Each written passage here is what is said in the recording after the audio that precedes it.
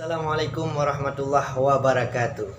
Berjumpa kembali dengan Tuan sendiri Tony Marsila berkesempatan yang berbahagiannya. Jadi kepada rakan-rakan sahabat Tony, baik tua ne subscribe ne cilet tombol lonceng, leh nu sukai nonton beget lehnya ne krep langsung komen.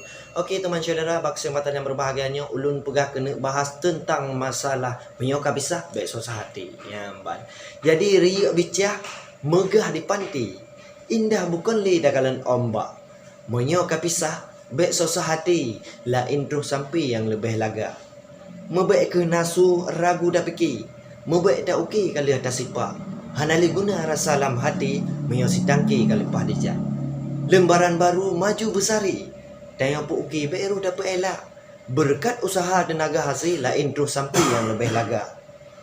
Umpama laban lekang trip mati, dibalut sabi bak sabuh kotak. Menyo-nyo cinta, rasa hanalih penting buah hati kata baik pala. Ada lagi yang mampan tak fikir, lain terus sampai si buah salah. Mameh menggoda rasa menghasi, luar dalam hati cukup tak elak.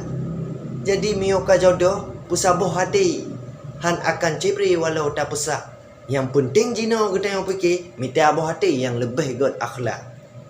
Mano-mano si dia di pantai, terus alu awe kena gua buga.